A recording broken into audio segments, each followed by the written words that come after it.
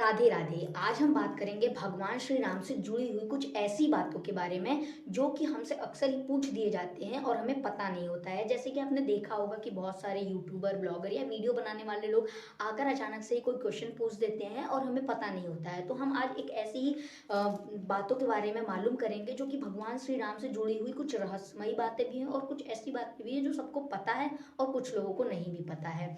जैसे कि हम पहले बात करेंगे कि भगवान श्री राम का जन्म कब हुआ था। तो भगवान श्री राम का जन्म रामनवमी के दिन हुआ था। रामनवमी जो कि मार्च और अप्रैल के बीच में पड़ता है और भगवान श्री राम का जन्म रामनवमी के पुनर्वसु नक्षत्र के कर्क लग्न में हुआ था। भगवान श्री राम के पिता दशरथ जी थे जिनकी 3 पत्नी थी, कौशल्या, सुमित्रा और कैकेयी।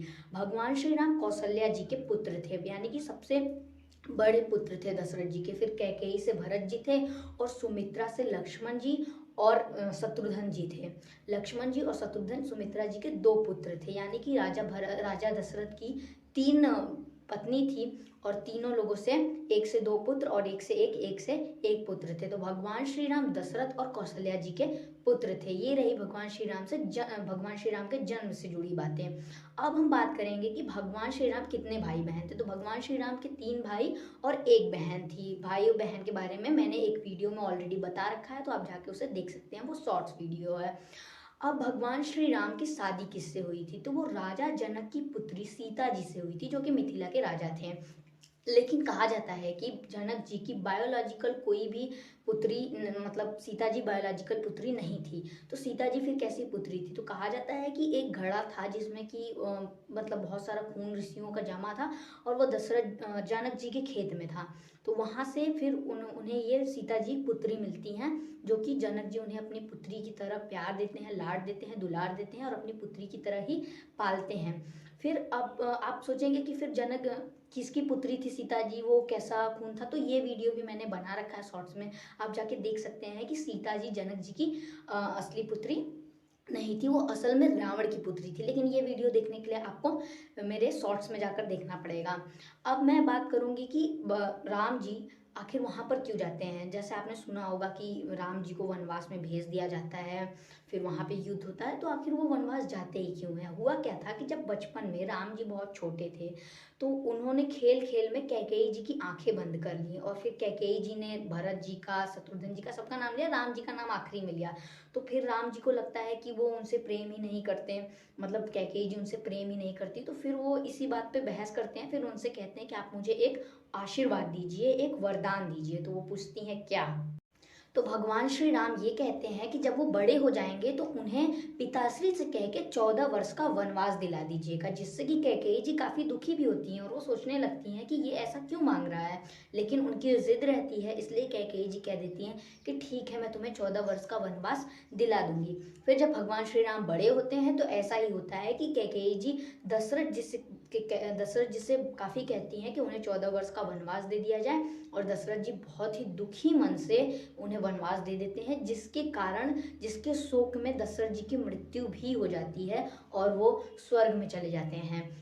फिर होता यह है कि भरत जी आते हैं, काफी कुछ होता है। लेकिन अभी मैं सिर्फ आपको राम जी के बारे में बता रही हूँ। तो अब हम सीधा चल रहे हैं वनवास की तरफ। तो भगवान श्री राम जब वनवास में चले जाते हैं तो वहां पे होता यह है कि पहले तो वो लोग ठीक ठाक से ही मतलब रहते हैं, आगे बढ़ते हैं, जाते हैं, सब कुछ हो जाता है। लेकिन एक समय आता है कि जब सुपर्णखा जी की वजह से रावण बहुत ही क्रोधित हो जाता है और सीता जी को उठाने का एक प्लान बनाता है, एक मतलब करता है कि हाँ ठीक है, अब हमें इन्हें उठाना है। तो सीता जी को एक स्वर्ण का मृग दिखाई देता है जंगल में। अब स्वर्ण का मृग होता नहीं, ये बात श्री राम को भी पता था और सीता जी को भी पता था। लेकिन फिर भी वो स्वर्ण के मृग का जिद करती हैं। वो भगवान श्री राम से कहती हैं कि मुझे वो स्वर्ण का मृग चाहिए। ऐसा वो इसलिए करती हैं क्योंकि उन्हें पता होता है कि ये रावण का भेजा हुआ एक वो है जिससे मुझे बांधने की कोशिश कर रहा है। लेकिन ये मुझे करना पड़ेगा क्योंकि हमारा जन्म ही हुआ है रावण का वध करने के लिए। तो सीता जी ऐसा ही करती हैं, वो स्वर्ण के मृग की जिद करती हैं, जिससे भगवान श्री राम चले जाते हैं और फिर वो मृग राम नाम का चिल्लाने लगता है, जिससे राम जी को ऐसा लगता है कि जिससे लक्ष्मण जी को लगता है कि राम जी चिल्ला रहे हैं, वो लक्ष्मण लक्ष्मण चिल्लाने लगता है वो मृग। तो फिर लक्ष्मण जी भी वहाँ से चले जाते हैं, जिसकी वजह से रावण को मौका मिल जाता है सीता जी को उठाने का, और फिर वो सीता जी का हरण कर लेता है। उसके बाद होता ये है कि राम जी बहुत जंगलों में भटकने लगते हैं, सीता जी को ढूंढने लगते हैं। वो पेड़ पौधे चिड़िया सबसे पूछते हैं, जिसमें उन्हें एक जटायु नाम का पक्षी मिलता है, जो कि बताता है कि उन्होंने रावण को देखा है सीता जी को ले जाते हुए। फिर उसकी रावण से युद्ध में जटायु की भी मृत्यु हो जाती है, जिसकी वजह से फिर राम भगवान उन्हें मतलब अग्नि देते हैं, जटायु को एक पुत्र की भांति अग्नि देते हैं, उनका अंतिम संस्कार करते हैं, और फिर उसके बाद वो सीता जी की खोज में निकल जाते हैं। फिर उन्हें मिलते हैं हनुमान जी उन्हें, जो कि उनके परम भक्त हैं। हनुमान जी के बारे में तो सबको ही जानता होगा, और उस टाइम वो सुग्रीव के साथ ही मतलब काम करते थे, सुग्रीव के पास ही रहते थे हनुमान जी। फिर हनुमान जी से मिलकर भगवान श्री राम ने पता लगाया कि सीता जी कहाँ हैं, और सीता जी को कौन उठा के किस दिशा में ले गया है। फिर हनुमान जी ये बताते हैं, हनुमान जी सुग्रीव और सहपाठियों के द्वारा, यानी कि उनके जो साथी रहते हैं उनके द्वारा ये पता चलता है कि रावण माता सीता को लंका की ओर ले गया है। फिर उनके जरिए और नील और नर की मदद से एक रास्ता बनता है जो कि लंका तक जाता है। फिर उसके जरिए ये लोग लंका में पहुंचते हैं, जहाँ पे युद्ध शुरू होने की तैयारी होती है, और फिर विभीषण जी भी आ जाते हैं, राम जी से मिल जाते हैं।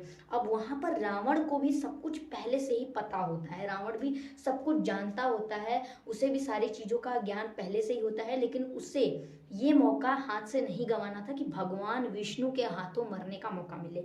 अब यहाँ से आपको एक बात और पता चलती है कि भगवान राम भगवान विष्णु के 8वें अवतार थे, जो कि त्रेता युग में 8वें अवतार के द्वारा आए थे। इसके पहले जितने भी अवतार भगवान विष्णु के थे वो भी मैंने एक वीडियो में बता रखा है, तो आप जाके वो भी देख सकते हैं।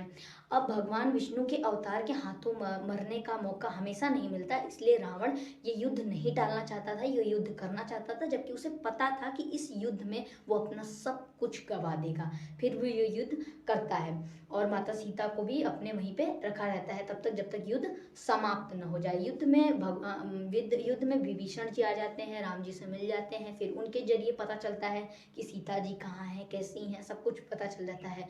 हनुमान जी जाते हैं, लंका दहन करते हैं। लंका दहन में वो सारे देवताओं को मुक्त करते हैं जो कि रावण के पिंजरे में बंद थे, और आधा लंका भी भस्म कर देते हैं। लेकिन फिर लंका को बना देते हैं मैदानव जी, जो कि रावण के ससुर जी थे। अब आप सोच रहे होंगे, एक बात और आपको बताना जरूरी है कि भगवान श्री राम को मर्यादा पुरुषोत्तम क्यों कहा जाता है। तो आपको बता दूं कि मर्यादा पुरुषोत्तम उन्हें इसलिए भी कहा जाता है क्योंकि एक ऐसा पुत्र जिसे राजपाट मिलने वाला हो, जो कि एक पूरे देश का राजा बनने वाला हो, और उसे इस चीज से कोई हटा भी नहीं सकता, लेकिन एक पिताजी की आज्ञा पे, एक माता जी की आज्ञा पे कह देने से वो अपने राजपाट को छोड़ के चला गया। अब आप ये कहेंगे कि बचपन में ही उन्होंने मांग लिया था, तो बचपन तो नादान होता है, हो सकता है उन्होंने नादानी में मांग लिया, लेकिन वो भगवान थे, सब कुछ जानते थे, तो उन्होंने नादानी में नहीं मांगा। लेकिन फिर भी उन्होंने राजपाट छोड़ के एक असुर का वध करने के लिए अपने पिता की आज्ञा का पालन किया। अपनी पत्नी के अलावा उन्होंने कभी किसी स्त्री को किसी भी गलत निगाह से नहीं देखा। उन्हें पूरे जंगल में सुफुणका जी आई, उनके पास आई, लेकिन उन्हें ये नहीं था कि नहीं मुझे एक स्त्री मिल रही है तो मैं अपनी स्त्री को भूल, ऐसा कुछ भी नहीं। वो एक मर्यादा पुरुषोत्तम इसीलिए थे क्योंकि उनके में हर गुण, उनका अगर आप रामायण पढ़ेंगे, उनके कैरेक्टर को पढ़ेंगे, तो आपको पता चलेगा कि उन्हें मर्यादा पुरुषोत्तम क्यों कहा जाता है। और फिर वो रावण को मारे, रावण के पुत्रों को मारे, लेकिन सबका सम्मान के साथ ही अंतिम मतलब उन्हें विदा किया, सबको सम्मान दिया, सबका रिस्पेक्ट किया, सबको आदर दिया, सबकी इज्जत। ऐसे थे हमारे भगवान श्री राम, जो कि इतना कुछ किए, इसीलिए उन्हें मर्यादा पुरुषोत्तम कहा जाता है। फिर उन्होंने युद्ध किया, युद्ध में वो विजयी हुए। विजयी वो कैसे हुए, सारी कहानी अगर आपको रामायण की जाननी है, रामायण की पूरी स्टोरी जाननी है, पूरे रहस्य को जानना है, क्यों हुआ रामायण, कैसे हुआ रामायण, तो आप मुझे कमेंट करिएगा, मैं आपको जरूर बताऊंगी। अब आखिरी में आपको मैं शायद वीडियो में पहले मैं बताई थी कि भगवान श्री राम 4 भाई और 1 बहन थे। तो मैंने भाइयों का नाम तो आपको बता दिया था कि भरत थे, शत्रुघ्न थे, और लक्ष्मण जी थे, और भगवान श्री राम थे। ये 4 भाई थे। बहन का नाम था सांता, जो कि दशरथ जी की पुत्री थी, उनका नाम था सांता। भगवान श्री राम के 2 पुत्र थे, लवकुश। लवकुश ये भगवान श्री राम के दोनों पुत्र थे। और कहा जाता है कि कुश को एक घास के उससे बनाया गया था, जो कि माता सीता ने बनाया था। और माता सीता के जब मतलब भगवान श्री राम के जब पुत्र हुए तो माता सीता अयोध्या के राज दरबार में नहीं थी, वो राजपाट में नहीं थी। वो वहाँ से सन्यासी के पास थी जिनका नाम था वाल्मीकि, जिन्होंने रामायण की रचना की है। अब रामायण के बारे में अगर आपको पूरा जानना होगा तो आप कमेंट जरूर करिएगा। अब आपको आखिरी में ये भी बताना इंपॉर्टेंट है कि भगवान श्री राम की मृत्यु कैसे हुई। तो भगवान श्री राम की मृत्यु नहीं हुई थी।